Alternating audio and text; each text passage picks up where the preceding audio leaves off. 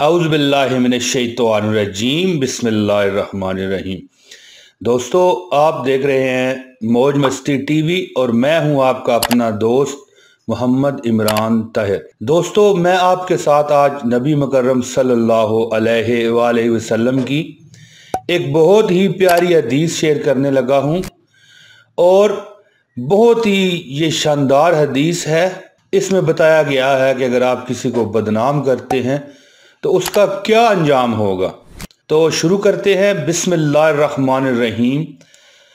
दोस्तों, बदनाम करने का क्या अंजाम होता है, नबी करीम सल्लल्लाहु अलैहि वसल्लम ने इरशाद फरमाया कि जो शख्स किसी को बदनाम करने के लिए उसमें ऐसी बुराई बयान करे जो उसमें ना हो तो अल्लाह ताला उसे दोज़ख की आग में कैद रखेंगे, माज़ल्लाह नऊज़ बिल्लाह, यहाँ तक कि वो इस बुराई को साबित कर दे।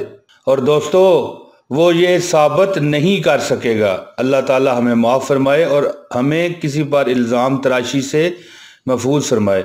दोस्तों, इस वीडियो को लाजमी आगे शेयर कीजिए और अगर आप नए हैं तो इस चैनल को सब्सक्राइब करिए ताकि जल्द अच्छी से अच्छी आप तक हमारी वीडियो पहुंच सके।